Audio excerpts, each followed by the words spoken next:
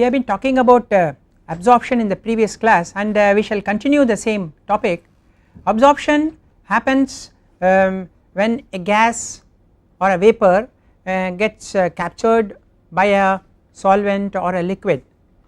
Absorption is generally used in the exit of a bioreactor or a fermenter, because a fermenter may be having gases like carbon monoxide or hydrocarbon vapors, methane, H2S and so on, gases coming out of a fermenter, and you do not like to vent it out directly into the atmosphere. You would like to absorb them before venting it out, because in some cases it may be very economical to recover some gases, or in some cases because of the local pollution board norms you will not like to keep venting out such gases. So you would like to use some solvent or liquid which will capture those, and this is called absorption. So the difference between absorption and adsorption is that this particular is a bulk phenomena.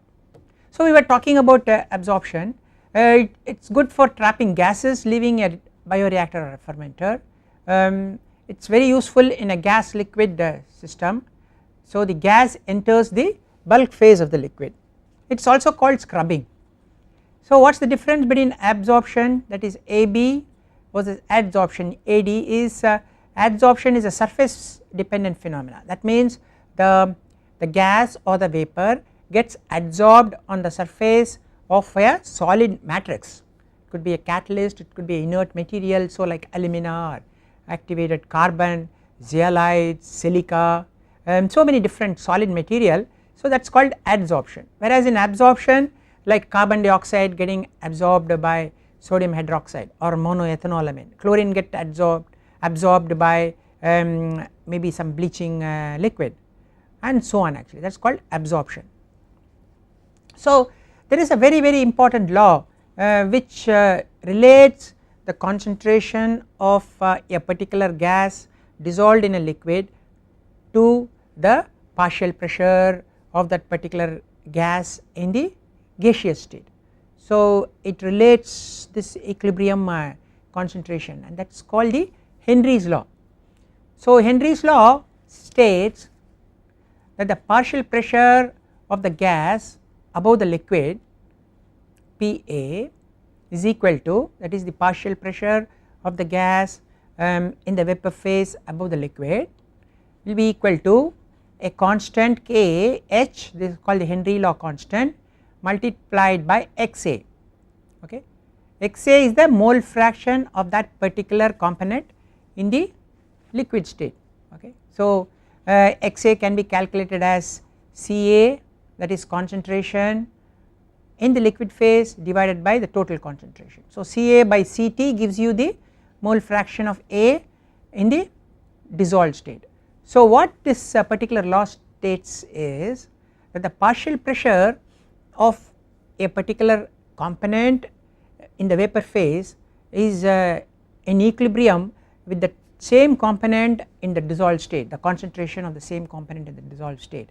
So partial pressure is equal to K H, which is the Henry law constant, multiplied by XA, that is the mole fraction of the same component in the liquid state. So that XA is given by Ca, that is Ca is the concentration of the solute in the dissolved state, divided by the Ct, Ct is the total concentration, because you may have many solutes plus you also will have solvent in the liquid form. So Ct takes care of all those things. So what it means is there is a linear relationship between the partial pressure of the solute in the gaseous stage vis-a-vis the mole fraction of the same solute in the liquid state, and they are connected by a constant called Henry's law constant. So the Henry's law constant depends upon the type of gas or vapor, it depends upon the type of solvent. So you will have Henry law constant values available. These data are available in any handbook, thermodynamic related handbooks, and this is valid only for dilute systems. If the system is very concentrated, or then Henry law constant is Henry's law is not valid. So the Henry's law constant for gases in water, for example at 2 different temperatures, it is given here. So you see nitrogen it's around 80.4, there is a 10 power 5 atmosphere by mole fraction factor coming here, okay. So carbon monoxide Henry law constant is low, oxygen low, you can see carbon dioxide is low, hydrogen sulfide is extremely low, sulfur dioxide is very low, okay. So what it means is lot of sulfur dioxide will be dissolved state rather than being in the vapor state, okay.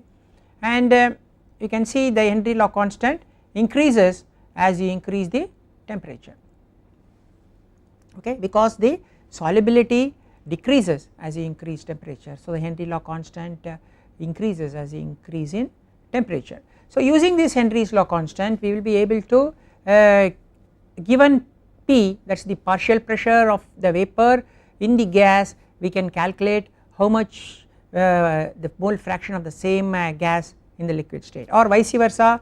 If we know the mole fraction of the particular solute in the liquid phase, we can tell what will be the partial pressure in the gaseous state with the help of this Henry law constant. Now there is another law that is called the Graham's law, it is used when gases are dissolved in liquids, it tells you the relative rate of diffusion of a gas, okay. So Graham's law states that the relative rate of diffusion of a gas is proportional to its solubility in the liquid.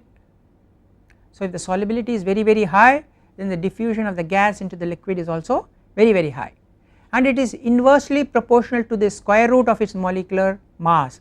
That means if the molecular mass is very large, then the diffusion is low, if the molecular mass is low, then the diffusion is high, but it is not exactly linear, there is a square root term comes in there, okay.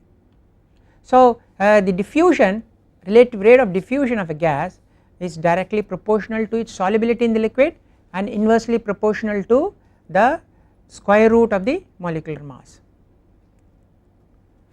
So absorption is done in many different types of systems, and this is a typical column based system. You have a tall column, just like your distillation column, you have very tall column, and the gas mixture may flow co-current to the liquid that is being used for absorbing, or it may be flowing counter current. So this is a counter current system, this is a co-current system. So the liquid in a counter current system will be flowing from the top to bottom, gas will be rising from the bottom to the top, whereas in the co-current system both the gas and the liquid will be travelling upwards. So generally the counter current is preferred as against the co-current system because of the driving force being much higher in counter current than in the co-current system. So these columns are packed just like distillation columns, you can have a lot of packing, you can have plates, you can have C plates, you can have different types of contacting systems, so that the gas and the liquid come in good contact, because the rate of absorption is directly proportional to the area, interfacial area between the gas and the liquid. So higher is the interfacial area between the gas and the liquid, higher will be the rate of transfer of the gas from the gaseous phase to the liquid phase. So you try to create a turbulence inside this absorption column, so that the transfer rate is also very high. So these are different approaches by which we try to enhance the rate of absorption. Now there is something called the loading and the flooding, and we need to understand that, okay. So if you look at the pressure drop per unit height in a counter current system, you have the liquid flowing down, gas is rising, okay. So if you look at the pressure drop per unit height as a function of the superficial gas mass velocity, gas is rising, okay. So if I keep increasing the gas flow rate, that is the gas that is rising, my pressure drop in the column is going to increase, correct, that is correct. So but after some time the pressure drop is going to increase quite dramatically, and after some time it is just going to be too much. because your gas flow rate that is rising up the column is so much that it will not allow any liquid to come down. So that particular point is called flooding. That means no more liquid can travel down because the gas flow rate is extremely high. So in a normal situation you have the gas slowly rising, you have the liquid slowly coming down, they come in close contact with each other, so there is a absorption taking place. But as I keep increasing the gas flow rate that is rising, my pressure drop is going to also increase, that is obvious. But then at some particular value the gas flow rate is so much that it is not going to allow any liquid to come down, that is called the flooding. Beyond flooding you will not have any liquid coming down, so you never operate a absorption column very close to flooding at all. You operate much lower, maybe 30%, 40%, 50%, 60% below the flooding velocity. So the flooding velocity determines the capacity of the absorption column, okay. So if the flooding velocity is low, that means I cannot operate my system very high. If the flooding velocity is very high, then that means I can operate the system quite high actually. So above the flooding velocity no liquid is going to flow down, so we generally operate much below the flooding velocity. Now there is another point which is called the loading, that is loading is the place where you have optimum amount of liquid flowing down, optimum amount of gas rising, and there is a good contact between the gas and the liquid, that is called the loading here. Below the loading you do not have still optimum amount of gas rising up or the liquid coming down, so there is still space for some more liquid to come down actually. So the loading is below the flooding, and above the loading you are slowly going to have an increased pressure as you move down the x axis, but beyond that you are going to have just the whole process getting stopped. So below this generally it will look like a linear in a log curve, when a log graph, below the loading you are going to have a linear straight line which connects the superficial gas mass velocity with the pressure drop in the system. So you need to understand the flooding velocity for a given system. So the flooding velocity will depend upon the diameter of the column, type of packing, how these things are packed, and so on actually.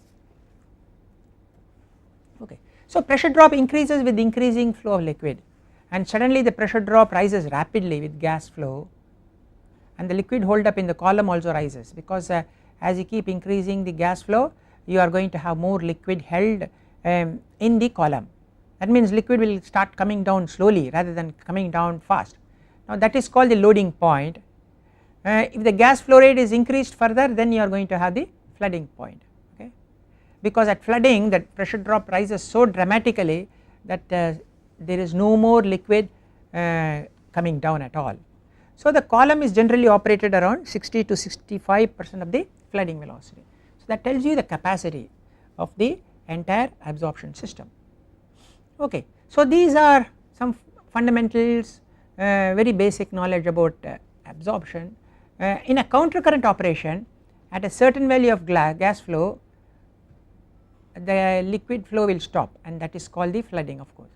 So flooding limits the maximum throughput through the absorber, that means I cannot have more gas rising through the column. So the flooding depends on pressure drop across the column diameter, and so on, and generally this is an equation for pressure drop. Pressure drop is directly proportional to Vg raised to the power 1.8 to 2 actually. So if the Vg increases, pressure drop also increases, okay. Okay. So far we talked about many downstream including absorption. Now there is one very important separation process which is called electrophoresis as well as SDS page. Although this is not used for separating protein in large quantity like in a normal downstream. This technique is used as an analytical tool to find out what are the various proteins present in a mixture, and this technique can be used for separating out proteins based on the charge, based on its molecular weight or size. So this is a very important analytical tool for separating out a mixture of proteins. Hence we need to understand the principle behind it. Just like HPLC, which is a chromatographic technique used generally for analytical purposes, not for real large scale purification. This is also used as an analytical tool to find out presence of protein, different amounts of proteins in a mixture of proteins, and the principle behind it is based on charge as well as the molecular weight or the size. And generally this is used for polypeptides, this is used for proteins, enzymes and so on actually. So electrophoresis, it is meant for separating out or purifying proteins and nucleic acids that differ in size, charge or even conformation. So it is very widely used in molecular biology and biochemistry, that is why we need to include it in this particular lecture series as well. Electrophoresis, what it does is the charged molecules, that is charged proteins or nucleic acids or peptides, start moving because you are applying a electric field. So depending upon the charge on the particular biomolecule, they move faster or slower in the electric field, so they get separated from each other, and that is the principle of electrophoresis. So separation based on their charges, and you are applying an electric field, external electric field. So it is the principle of separation is according to the charge. So when charged molecules are placed in an electric field, they migrate towards the anode, that is the positive side, or negative cathode pole according to their charge, okay. It is a complementary. Another approach is according to the size. Smaller molecules will diffuse faster for a same electric field than the larger one. So the smaller molecules would have moved further for a given time of applying the electric field when compared to larger molecules. So larger molecules will be much behind, whereas smaller molecules will overtake them and go closer to their electrode. So what are the instruments and reagents used? You use a buffer, there is a power supply because you are applying an electric field, then there is a supporting media, and then you need a detector, and quantification also is needed actually, okay. And these are the various parts of a electrophoresis system. So what is the buffer? So the buffer carries the applied current, you are applying a electric field, so there is, it establishes a pH, and it also determines the electric charge on the solute. So if the buffer has high ionic strength, then it will produce sharper band, okay, you will get very sharp bands, and it will also produce more heat. So the commonly used buffers are barbital buffer and tris EDTA. This tris EDTA is used generally for proteins, and also you use tris acetate EDTA and tris borate EDTA around 50 moles per liter, and at this pH condition 7.5 to 7.8, okay. So what is the support material used? You can use paper, you can use starch, you can use agarose, you can use a polyacrylamide, you can use cellulose acetate. So large different types of support material are used in the area of electrophoresis, okay. So agarose and polyacrylamide gels are a cross-linked sponge like structure, so they are cross-linked, and another important thing is the support media should be electrically neutral, because you are applying a electrical force or a potential difference. So the structure or the polymeric material should not have its own electric field, because if you have a charge group, then you may have migration retardation, it will start retarding the movement of the charged proteins because they will also have their own charges, and the water will start flowing towards one or the other electrode, and this is called the electroendoosmosis EEO, which again will decrease the resolution of separation. So when the support material or the base also has its own charge, then it will allow water start flowing towards one of electrodes, thereby it will decrease the resolutions. So these are the two reasons why the support material should not be having its own charge. Take an agarose. What is an agarose? Agarose is a chain of sugar molecule, it is extracted from seaweed. It is very good for separation large protein, it is good for polynucleotide like 50 to 30,000 base pairs. So we can adjust the pore size by adjusting the concentration of agarose in a gel. So generally we can work between 0.4 to 4%, thereby we can get a wide range of pore size and pore size distribution. If you take polyacrylamide, this is a cross-linked polymer, okay, of acrylamide. So the length of the polymer chains is dictated by the acrylamide that you are using. So generally we use 3.5 to 20% acrylamide.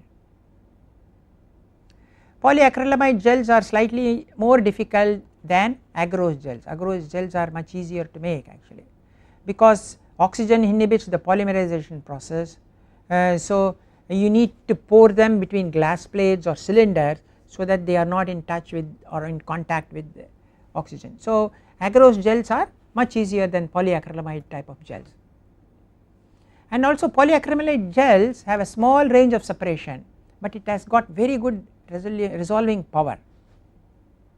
So if you are looking at DNA, then polyacrylamide is used for separating fragments of less than 500 base pairs. So there you can do that. Polyacrylamide gels are also used for separating and characterizing mixtures of protein in contrast to agarose. Okay. So they have got very good resolving power, but the range of separation is very limited actually. There is something called one dimensional electrophoresis. We will look at what is one dimensional electrophoresis. In contrast to that, you also have a two dimensional electrophoresis. Just like one dimensional, you have two dimensional.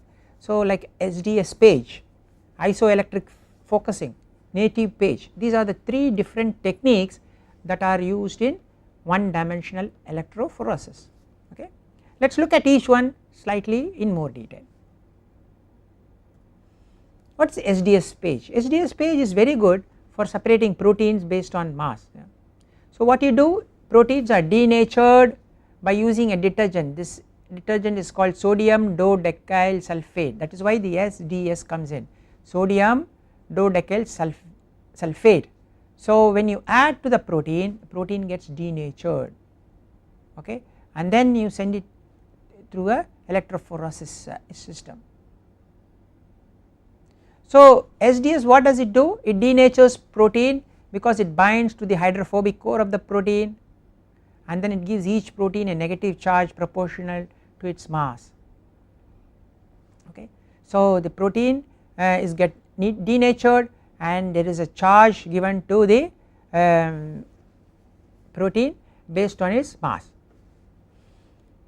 and SDS is sodium dodecyl sulfate. Now SDS binds to the protein in a ratio of about 1.4 grams of SDS per 1 gram of protein. So you have more SDS binding to the protein, and then after that you can treat the protein with some reducing agents such as dithioerythritol to break any reformed disulfide bonds, and then they are alkylated with iodoacetamide to prevent further reformation of the disulfide bonds. Okay. So after the SDS treatment we add a DTT to break any reformed disulfide bonds, and then we do an alkylation with the iodoacetamide so that it will prevent the reformation of the disulfide bonds. So what is the end result? You have a denatured protein which is linear.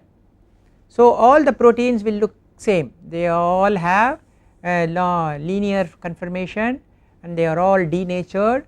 So they can, and the SDS gives charge to each protein depending upon the mass. So we can separate the proteins based on their molecular weight. So in normal gel electrophoresis, proteins will need to be broken into small portions, whereas SDS page we do not have to do that, we can take the whole protein, we do not have to break it into small pieces, that is the advantage with SDS. So what does SDS do? SDS denatures the protein and then we do other treatment to break any reformed bonds and prevent any bond reformation. So all the proteins become linear and the proteins get charged based on their molecular weight. So we can run a electrophoresis and the separation is based on their molecular weight, whereas the conventional gel electrophoresis we have to break the protein into small bits, linear portions. Here we do not have to break the protein at all, it can be the entire protein can be viewed in the SDS page system. So this is a typical picture of a SDS gel picture. Okay, so this is your product mixture, the proteins get separated like bands here. You have a molecular weight marker, so you have a marker which contains many proteins of known molecular weight, so they will form bands here, and by looking at where your protein is located we can tell the molecular weight of this band or this band or this band and so on actually.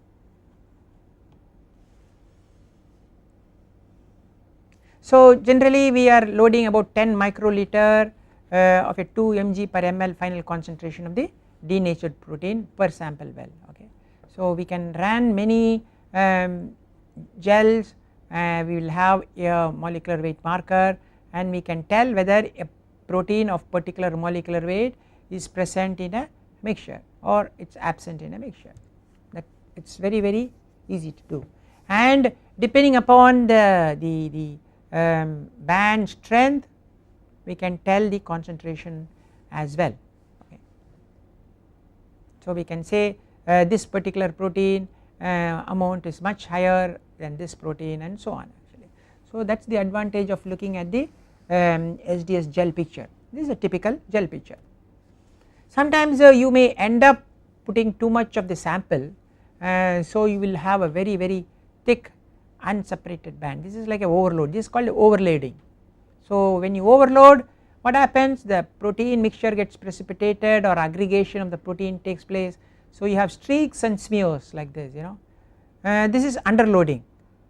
So only most abundant proteins are seen, other proteins are not seen, so you need to strike a balance between overloading and underloading. So you should be able to see all your proteins not like a thick smear but as bands, but you should not miss out the smaller proteins also. So you need to do once or twice until you are able to get a good SDS page picture. So what are the stains you used for detecting proteins? So if it is in a polyacrylamide gel you may use a 0.1% Kumezi blue dye in 50% methanol 10% glacial acetic acid. The acidified methanol precipitates the protein actually. There are different gels, different stains are used, but this is a standard stain which is used for viewing the gel bands. So there are depending upon the type of bands that are formed, depending upon the quality we can make a lot of conclusions, and here in the next few slides I am going to talk about some of the conclusions you can arrive at based on looking at the gel picture. So if you have a doublet, that means if you have two bands close to each other, we can say the presence of two polypeptides that share the same amino acid sequence. Okay, so they may be sharing the same amino acid sequence, although one may have extra residues and or they may differ in a few key positions. Okay, so few residues may be different or some differences are there in key positions. So they could be a family of isoenzymes. So So if you see doublet, then you can tell that actually. Polypeptides from the cytoplasmic proteins or those which are membrane associated but extrinsic to a membrane tend to form well resolved narrow bands with sharp edges. So if you have proteins in the cytoplasmic or they are extrinsic to the membrane, they will form very good narrow bands and sharp edges. And if you have polypeptides that form intrinsic proteins or bear sequences of hydrophobic side chains that may not or may denature completely, will form broader bands and the band edges will not be very distinct. Okay. So if the proteins are intrinsic or if they have too much of hydrophobic side chains and they are not getting denatured, then you will get a thicker band and the edges are also not very sharp. And bands that consistently show up following electrophoresis of a sample, we can say it represents representative of the polypeptides that characterize the sample. So it keeps on coming consistently. So then your sample is characterized by that particular polypeptide. Bands that occasionally appear or they are very faint, they are important polypeptides or they could be even spurious, so you do not know. Now large proteins can get degraded. So when a large protein gets degraded, you may get two small products, okay, and each product may form a band in your SDS page picture.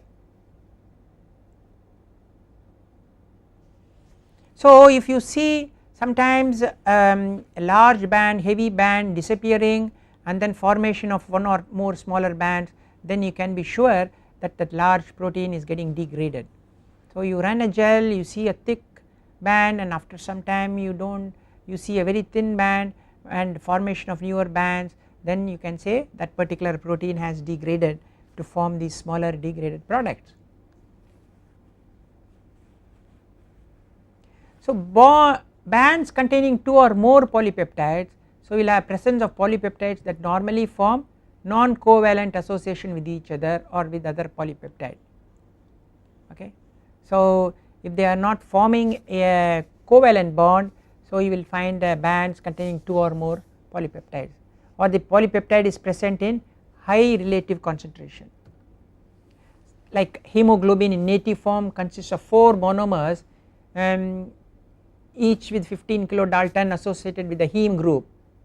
So sample containing large amounts of hemoglobin may produce 4 bands corresponding to the monomer, dimer, trimer or tetramer of the hemoglobin. Okay. So because it is predominant and it has got 4 monomers forming a single system which are connected by heme groups, you may have 4 bands with respect to monomer, dimer, trimer or tetramer of the hemoglobin. So you need to look at these bands in your SDS page and try to understand or make sense out of the composition of the mixture. So commonly used protein stains, we have Poncia, Amido bulk, Comezi blue, India ink, silver stain, colloidal gold and so on. You also use ethidium bromide, it is a fluorescent dye for staining nucleic acids as well actually. So these stains some of them are reversible and most of them are permanent, that means they are not reversible at all, it forms a permanent stain on your SDS page. The next one dimensional electrophoresis is called the isoelectric focusing. So here proteins are separated by an electric current that passes through a gel containing a pH gradient. The protein charge depends on the charge of its amino acid side chains and these charges change with pH. So when you apply a electric current in a pH gradient, the protein will move through the pH gradient until its charge is 0. okay. Once the charge becomes 0, the protein will not move because it will not get attracted either by the anode or the cathode, and this is how it gets separated. So the pH at which the protein is neutral is called the isoelectric pH or isoelectric point. We talked about isoelectric pH long time back, right, and the protein, when it has a charge and when you apply electric current, will move, and when it reaches is isoelectric pH, the charge is 0, so it will not move towards either the anode or the cathode. So you separate the proteins mixture based on the individual isoelectric pH.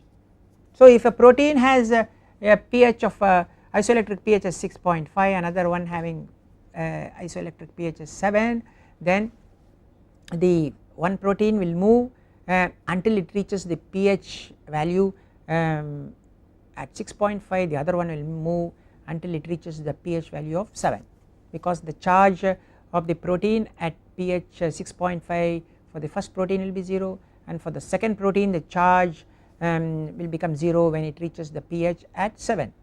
So the isoelectric focusing is based on separation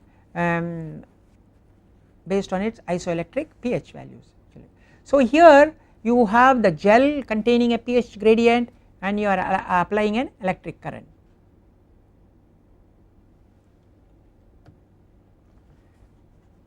So you have immobilized pH gradients or you like IPGs, they are called immobilized pH gradients, are used for IEF because the fixed pH gradients remain stable even at very high voltages and for a very long time.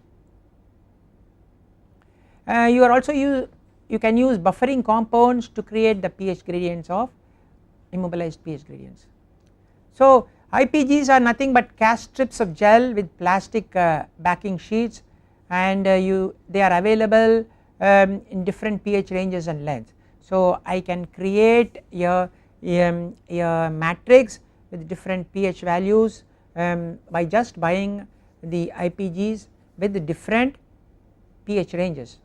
They offer very high resolution, they are reproducible, and you can use a very high protein loading in this particular isoelectric focusing technique. The third one dimensional technique is called the native page.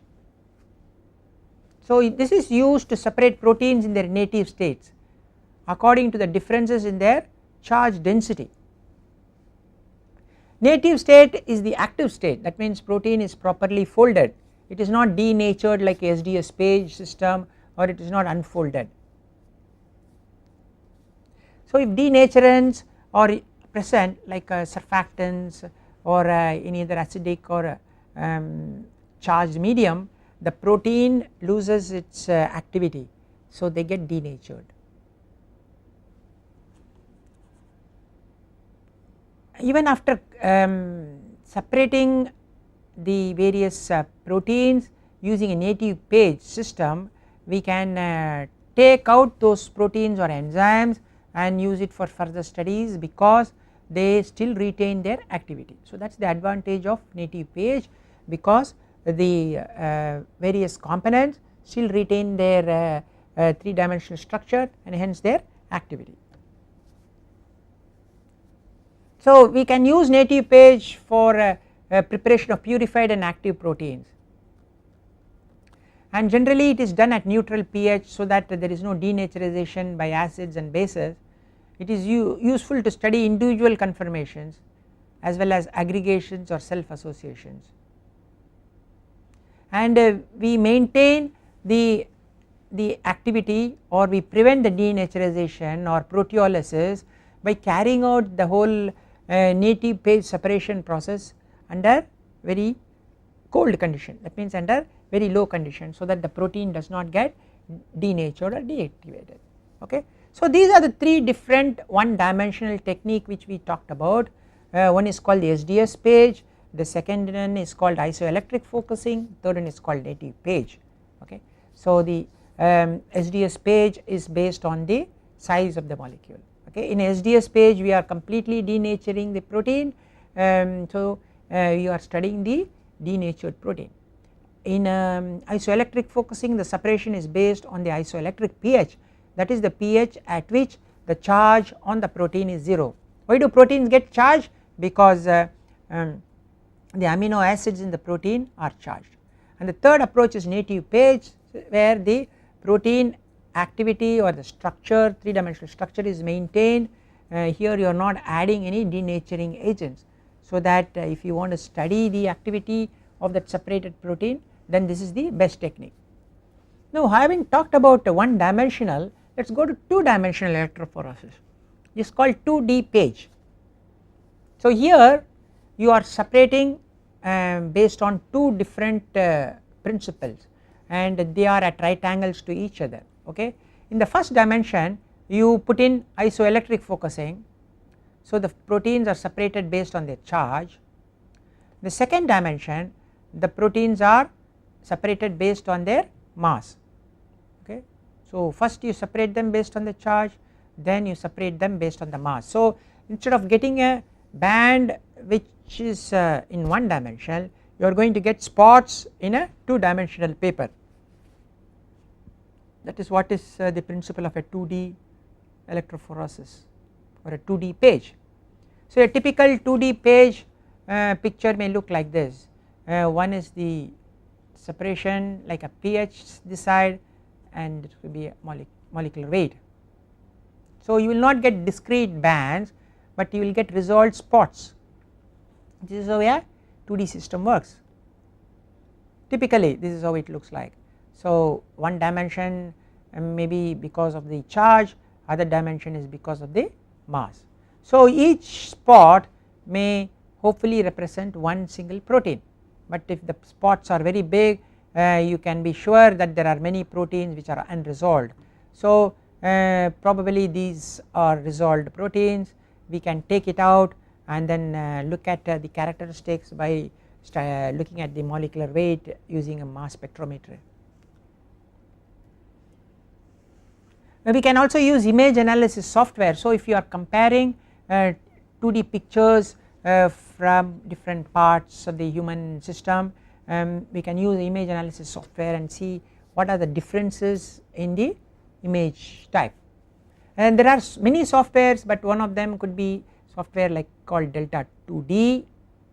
This can quantify protein spots, it can match images, it can compare corresponding spots and intensities of related gels. So if you have 2 gels, it can compare the pictures of 2 gels and say what is the difference. We can prepare gel data reports, it can remove background patterns, integrate images, and so on actually. So there is a lot of image analysis being needs to be done if you are looking at pictures like this, or you can even take out one single scratch, one of these spots, collect it, and we can run a MALDI or TOF, or we can run a LCMS to see the molecular weight and of this particular spot. So that is the advantage of 2-dimensional electrophoresis. Now both the 1-dimensional and the 2-dimensional electrophoresis is meant as an analytical tool for separating out proteins or nucleic acids or biomolecules that are present in a mixture, and the separation is based on the charges and the molecular weight. So in the first dimension the separation is done through the charge, and the second dimension is because of the molecular weight.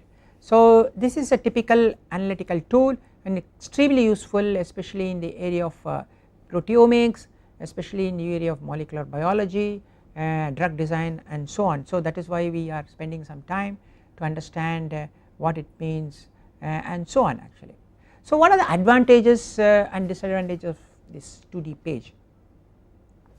So we can look at hundreds and thousands of polypeptides, because if you look at a sample from a tissue sample from a human or animal, we are talking in terms of thousands of polypeptides. So we can separate them using a 2D page, okay, in one run,